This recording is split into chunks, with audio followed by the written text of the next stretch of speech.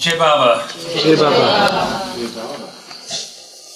Yesterday I was in San Francisco in the thick of illusion, shaking hands with Elvis Presley. Yes,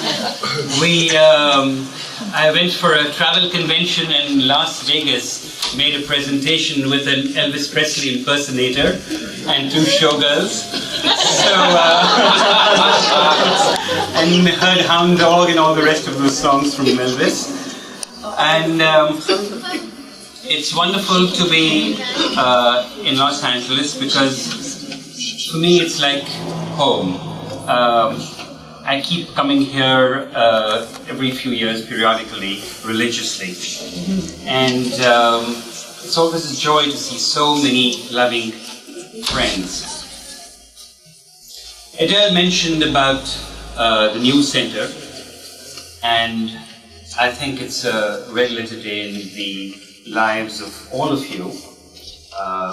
It's a yearning, a longing that each one of you had, and it's finally come to fruition to have a new center. But a new center or a place of worship is very much like a marriage, in the sense that it's very easy to get married, but it's very difficult to sustain a marriage. It's very easy to acquire a center, but it needs a great deal of love, labor, devotion, sacrifice to be able to sustain that center year after year after year. And the purpose of a center, I'm able to speak with a certain degree of understanding because in Dehradun, where I grew up and where I lived, a very few people, including my father and mother, longed to have a center. And when we finally had the center, immediately there was dissension. And I can only give you one of the reasons that the dissension was because they wanted to install a statue of Meher Baba. And there were divisions. A few people wanted the statue and a few people didn't want the statue. And some people felt it was idolatry and others felt that it was important to have a likeness of Baba and so forth. Ultimately it went to King Solomon, to Meher Baba himself. And my father and the 2 parties were called. My father was always opposed to a statue. And he was the final arbiter. It was... the statue, of course, was installed, but the Meher Baba said that it does not matter if you have the statue, or it does not matter even if you have a photograph or a picture. What really matters is that there's harmony.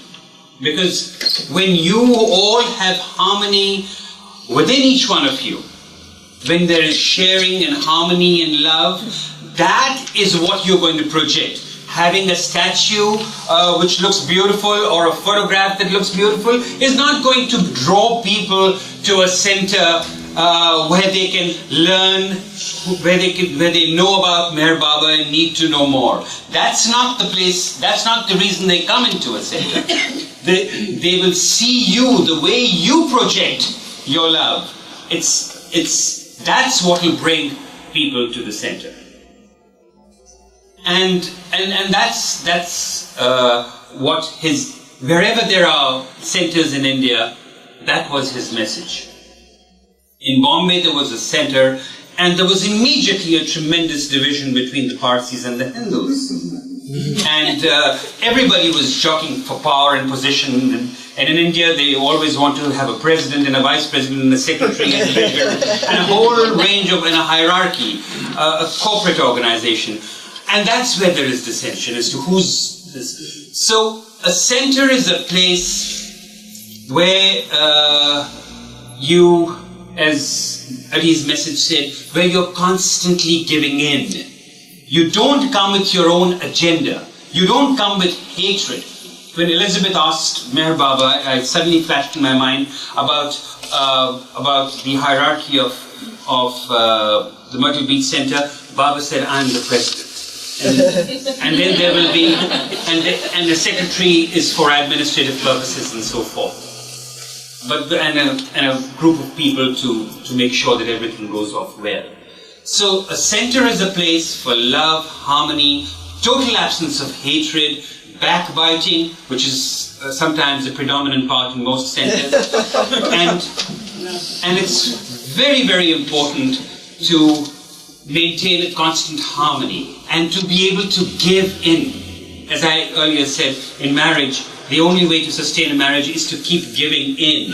Howsoever, there might be a clash of egos, but that's the way it is in a center. But since center was the issue, I thought I'd say a few words. But on my several visits here, I have talked of my life with Meher Baba, my several meetings with him. So today I thought that I would speak about, or rather share my story of my journey to Iran in 1976. I have talked about it twice earlier, once at the Sufi Center way back in 78, and then again on January 1st at the Myrtle Beach Center. So you may have, some of you may not have heard this, but it was, went to Iran with my mother in 1976, was in search of Meher Baba's ancestry. And I had worked on The Beloved, and while I was working on The Beloved, I got a great deal of feedback from various different sources about Shehryar and Meher Baba's grandfather Mundekar and Dorab and Gulamdoon, Shireen's parents. So while Meher Baba's life you all have read and various different sources, the feeling was that there was very little known about Meher Baba's ancestry.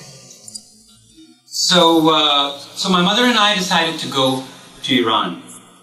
And we first went to Tehran and we spent some time in Kashanak, and Shireen was over there. We met Shireen, and that was the first time I met her, and it was a very nice small group. But the purpose of our visit was to go to Yazd and Khurramshah and the various different places, and also the place that Baba had visited in 1929 when he had visited Iran. So it was a very exciting time for us to go out and search. And Farhad Shafa, one of the Baba lovers who was there, was our guide, along with several others whom we met on the way. So our first trip took us to Yazd, and that's where we met several Baba lovers who were living there, and we came across some people who were able to tell us of the life and times of Shehryar. And we in fact met a man whose name was Shams, whose father was a friend of Shehryar, and he had heard his father narrate stories about the trials and tribulations of the Zoroastrians who lived in Iran at that time. The way the Jews were persecuted in Germany, the Zoroastrians were persecuted in Iran. And there were a large number of them left Iran, left their towns and cities and the places they lived in, and moved to the mountains. For hundreds of years this went on. And some of them who moved to the mountains were known as Gufenashins, or those inhabitants who lived in gufas or caves. And there is a very unusual story that I've heard that has never been corroborated by anybody. When I mentioned it to Mani, it came as a total surprise to her that I had heard this story from someone in Iran. But the story goes that when Meher Baba went in 1929 to Iran, and he went from place to place giving darshan programs, he was traveling in a vehicle, and suddenly, for an inexplicable reason, the vehicle broke down. And they were repairing the vehicle, when suddenly a man came from a distance on horseback, and Meher Baba stood on the side of the road, and this man dismounted, stood for a short time, bowed down to Meher Baba, went astride on his horse and galloped away. And Baba at that moment mentioned to a few of his disciples that he was a Kufi machine, or Sahib, one of the people the cave people. Now it is still believed that among the Zoroastrians that these people who have preserved the ancient texts of the Zoroastrians will one day come out of the caves, their descendants will come out and once again reveal the ancient texts that were given by Zoroaster and the various Sadgurus who followed among the Zoroastrians. So there is still this belief. So it's interesting. But this was a little anecdote that was mentioned to me. In any case, we went to Yazd and we constantly heard stories about the persecution, how the Zoroastrians were persecuted. They were known as Gabras or infidels by the Muslims. And they were not allowed to ride horses. They had to walk everywhere for their work. They were not allowed to wear spectacles or wear good clothes. They only had to wear certain clothes. The walls in their homes had to be real low so that the Muslims, when they walked past, they could peer over their homes and see inside their homes. Like the way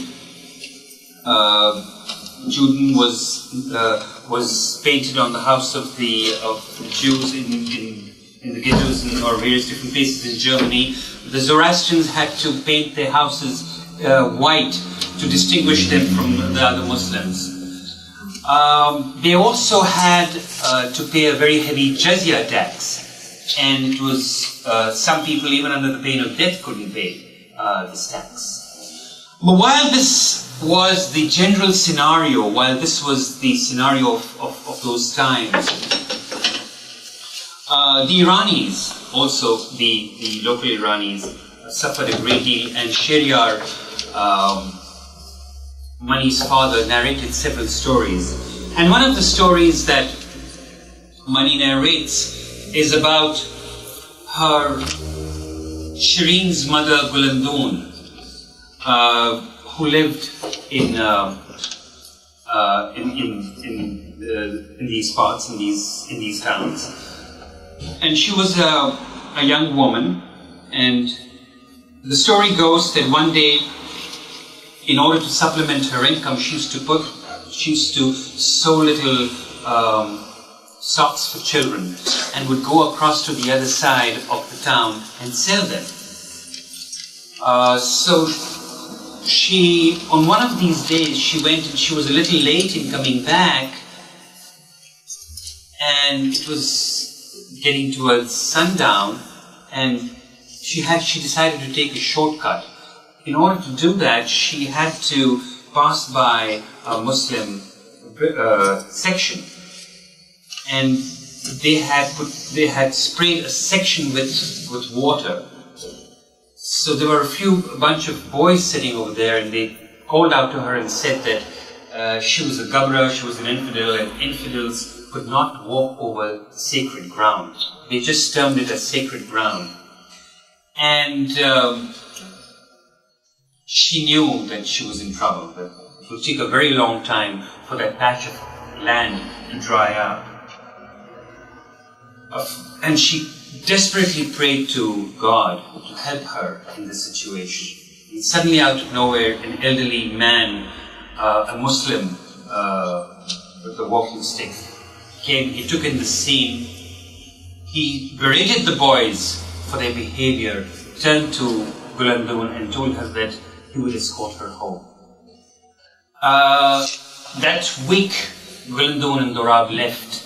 She was carrying Shireen, her mother. And 1 month later, Shireen was born in Bombay, and 3 months later they moved to Pune to live there. Thank you very much. So this was the kind of suffering that they had to go through. There are several stories that Mani has narrated from time to time. Some of them appeared in the August issue of the Globe, the Mani special issue. Another little story that Mani narrated was about the time when her father told her that it was always very dangerous to have an altercation with a Muslim or lose your patience with them, and they had to be very, very careful for their life. So each morning, the Zoroastrians, before going out to work, would spit on a wooden pillar that was in front of everybody's home. They would kick on it, spit on it, and relieve themselves of before they went on to their job. So this was one of the ways they were able to live and continue living in Iran. But as we went on from Yazd to Khorramshahr, we decided to go to this small little village. Khorramshahr is a very small village near Yazd, and that's where Mundegar and Shehryar lived. We went to the home in Khorramshahr, to the home of Rodi, and this was Shehryar's nephew's wife, Baba's cousin's wife, and she welcomed us in her home, and we went and saw her. The complete house had been renovated over a period of time, but the cellar had remained intact, and we found very large jars full of grain in them. And she narrated the story that when she was young, she had met Meher Baba and had always fond memories of Meher Baba. She had never met him after his visit in 1929, but she remembered him, and she narrated the story that once she had completely run out of food, and the jars were empty. And one thing that they were very proud of is tremendous Iranian hospitality. And she did not want to go and ask anyone for food. So she prayed to Baba that to help her. And for her, this was a miracle, because when she went down to the cellar again, the jars were filled with flour. So this was, and her husband who was also there, he mentioned another story of how he was very ill, and so it's their simple faith, their love for Baba, even though they had met him once, always continued to sustain them. One of the one of the homes that we were taken to was the home of Tehmina Farvarun. And one of the first things you noticed when you saw her was her beautiful black hair, long flowing hair. Apparently the story went that when Baba came in 1929 to that small town, and there was a little town square, and that's where Baba gave darshan. Her parents took her to Baba and said that Baba, this little girl of ours, has boils on her head, and all her hair is fallen off, and she is we're terribly worried about her. And then Baba did something which I've rarely heard or known of Baba doing, and that was given her a little liquid to apply on her head, and said, apply this on her head and everything will be okay. And she had very long, beautiful tresses, and that was a story that she narrated to us.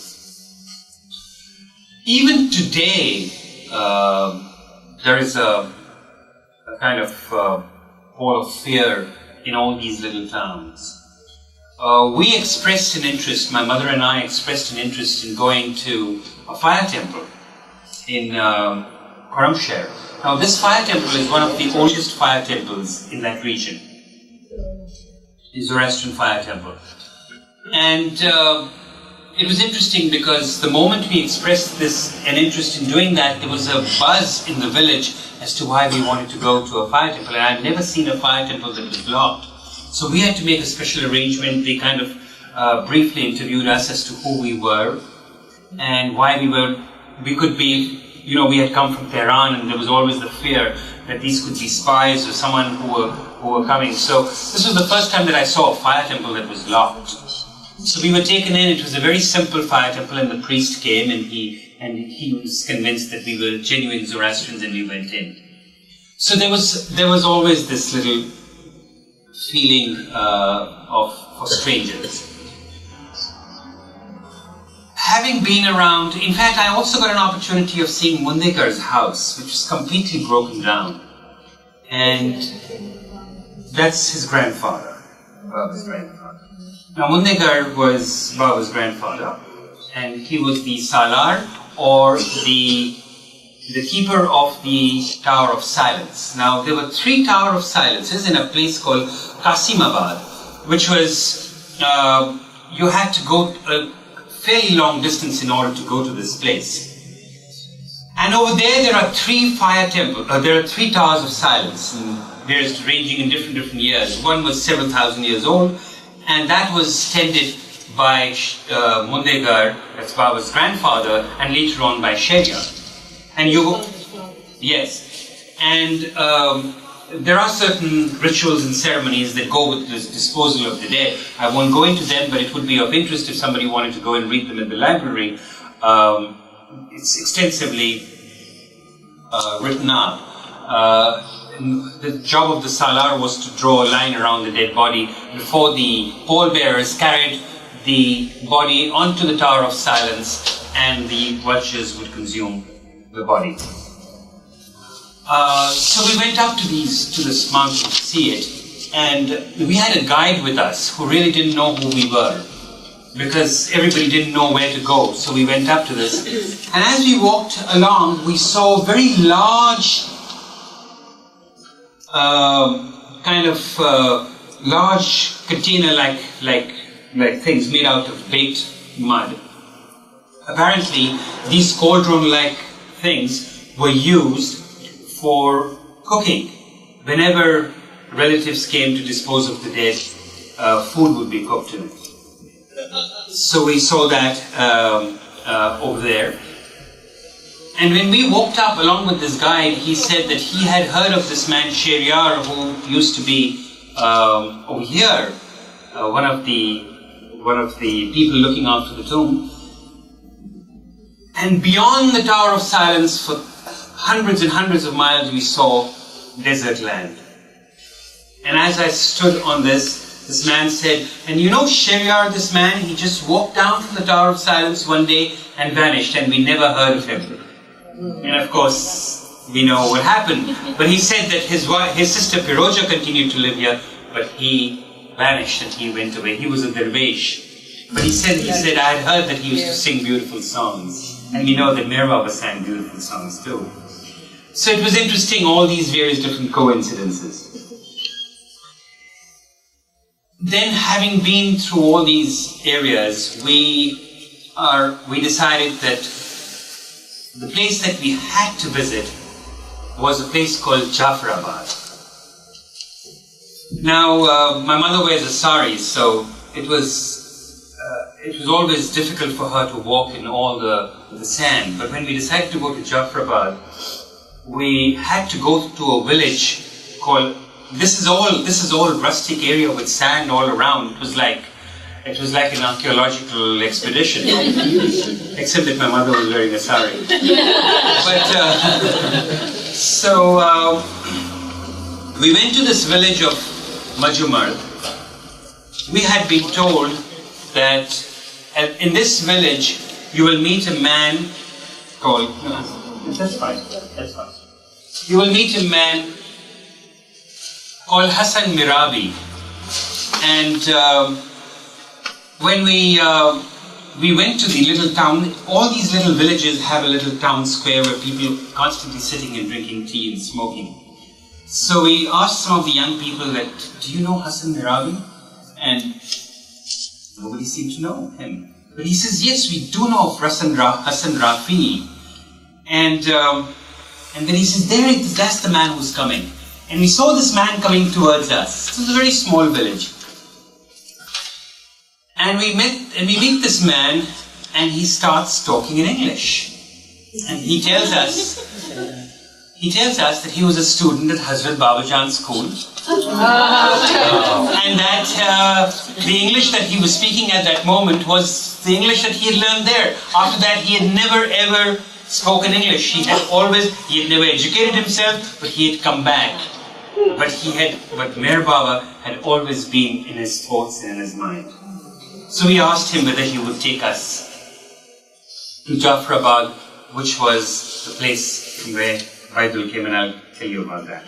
So he was willing, and he was very anxious to take us along. We were 3 of us, and we had to take a taxi to this place. So at one point the taxi couldn't go any further because the sands were very high.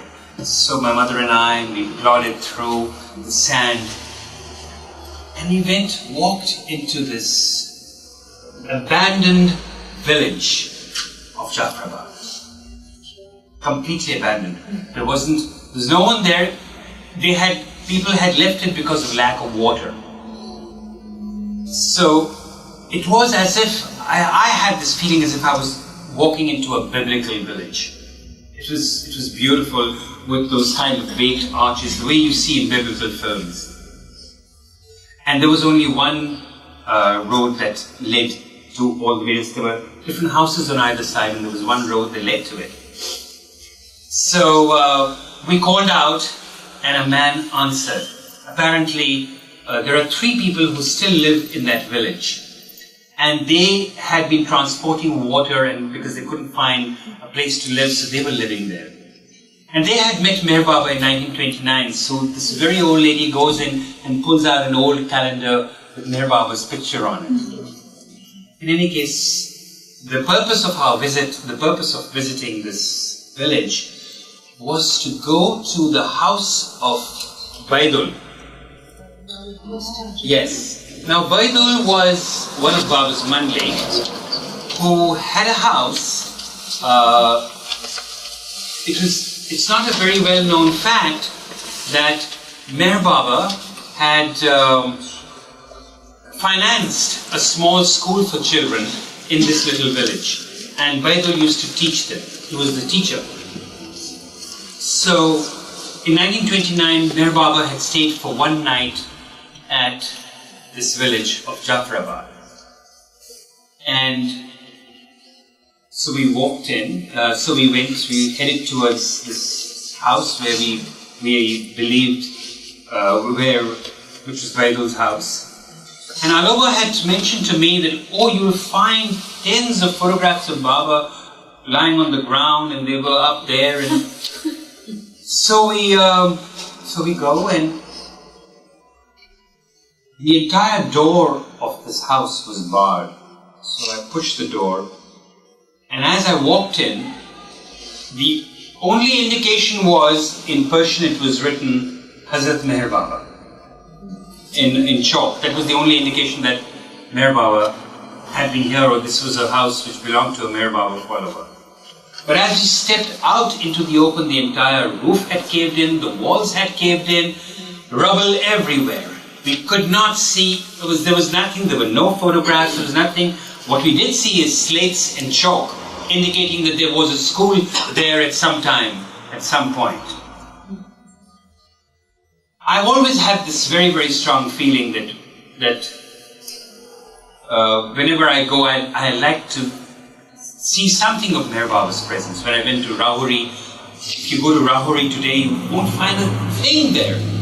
But I just didn't want to leave Rahuri without some indication, and I kept digging all over the place, and I found a little perfume bottle, and I knew that, there was that Baba had done work here. I did the same thing. I went up to Meher Mountain, and I was with Agnes Barron, and I said, I want to take something from here that may have belonged to Baba. And she said, and Baba sat on that sofa, and you find a burnt spring down there, so I picked up that spring. So I always had this thing.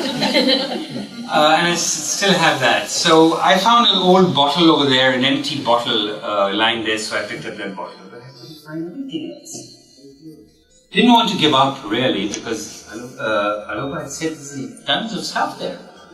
Couldn't find anything. So kicked around, lifted the rubble. Suddenly, immersed in the layers and layers of sand was a trapdoor. So, very greedily, I scraped the sand and pulled the sand out and tugged at this trapdoor with great difficulty. My mother kept on cautioning me that there would be scorpions in there, but I was just too excited. So I pulled the trapdoor and very gingerly put my hand in and didn't find anything. It's just sand.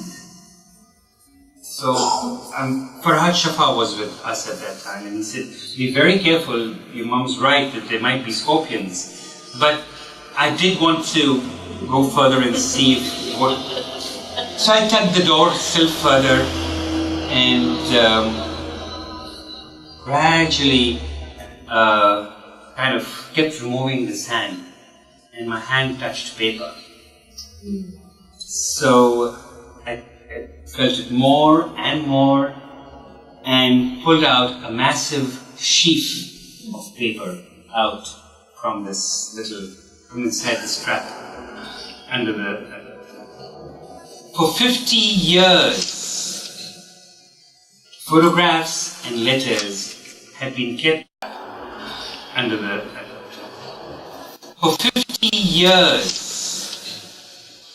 photographs and letters had been kept there and never touched. And the letters that were there, written in Persian, was as if they had... it was written as if yesterday. They had been perfectly preserved.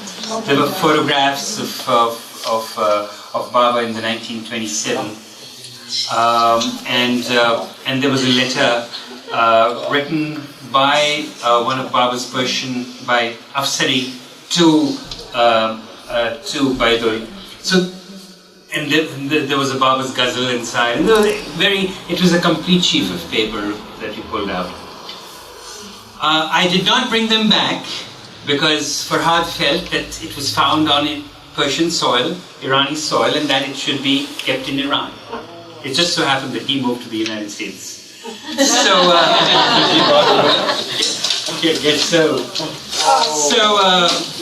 So I don't know what happened to them, but I made copies of everything, and then I used them. I did a story in the Glow, and I featured it in the Glow. But this was a very, very exciting expedition.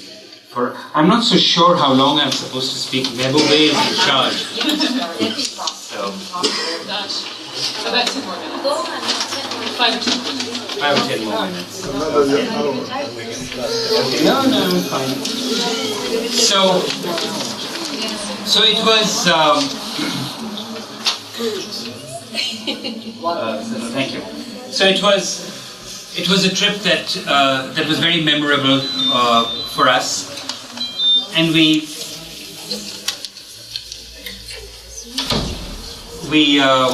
from there we went on to Shiraz and went to the tomb of Hafiz and Sheikh Sadi. We bowed down. I said the Master's Prayer and the repentance prayer at Hafiz's tomb and at Sheikh Sadi's tomb, and went back to Tehran and then came back to India. So this was the interesting thing that happened was that I also found photographs of Meher Baba's relatives in this house of Fariduk Rodi. Fariduk Faridun Rodi was the name of the lady who now lives in Sheriar's house. So she had a bunch of photographs, and I photographed them, and I was able to bring them back with me. So we have a fairly good record.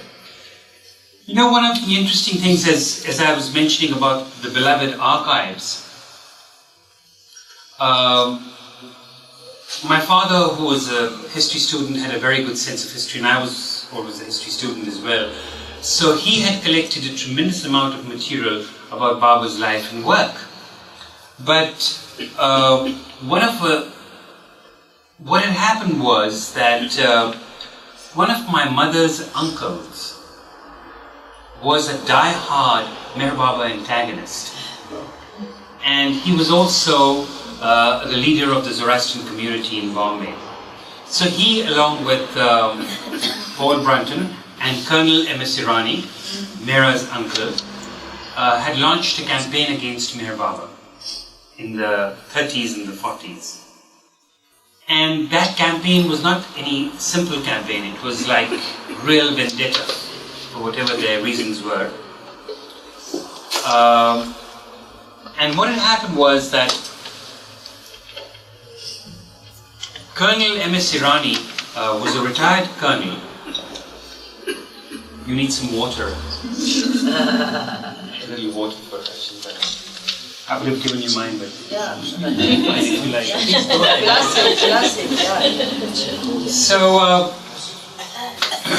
So what had happened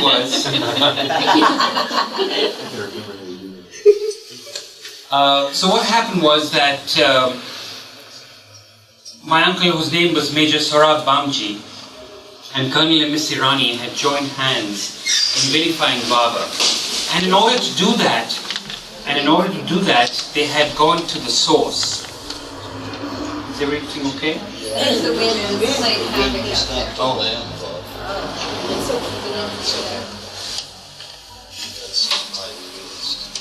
So what happened was that the Colonel M.S. Irani, who was one of Meher Baba's antagonists, decided to go to the source of everything.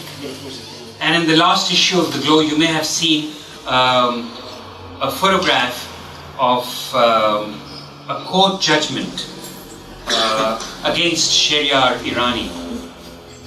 And I have the original. And how that happened was that Colonel M.S. Irani, in order to collect material to vilify Meher Baba, went to the source. He went to Meher Baba's teachers, he went to Meher Baba's colleagues in school, he went to the courts to see where this judgment was against this toddy shops and so forth. So he had collected all this material and kept it very organized. Many, many years later, I went to see my uncle, who was mellowed, who had wanted to see Baba at one point, but after Baba had said, yes, come along, come and see me, he cancelled it out because he had to go for a Rotary Club meeting. So my mother and I went to his house and he said, look, I have all this junk here in a large suitcase. I'm going to throw it out. If you want, you can take it. When I took it with me, the entire suitcase, I couldn't believe my eyes. Wow. There was material, and on the basis of that material is how I wrote The Beloved. And there was, I did not know that Meher Baba was a school teacher in Nargol, that his pet name was Bijli, which means electricity, you know, things like that. This was a stroke of luck in getting all this material. But I've always collected all the archives, and I'm happy to share with you that the Beloved Archives is organized year-wise, and I had this fantasy of recording each day of Meher Baba's life. And I thought at one point that it was impossible, but now I don't. Because Adi Irani let me transcribe his diaries from 1932 to 1970. And as a result, now if you were to tell me that I was born on such and such day, what was Baba doing there, or what did he say, I could go to that and I could check it out. I think they're playing around with that on the internet.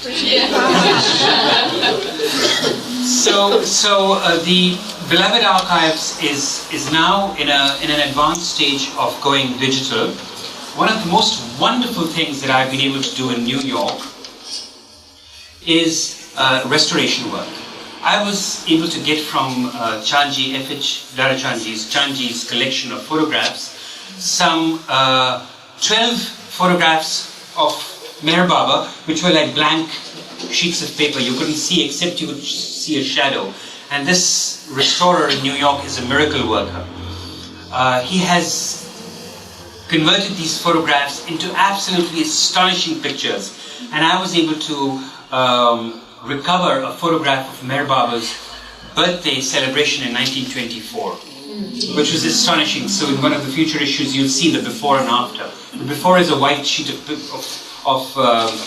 paper, and the after is absolutely gorgeous, Meher Baba with his disciples standing around. So these are some of the things that we're doing with Beloved Archives. And I'm not going into any of the other stories because this time is limited today, and I'm sure there are several others who would like to participate in this wonderful celebration of Baba's 103rd birthday. But if there are any questions that anyone has, I'll be happy to answer them. So thank you very much. Jai Baba.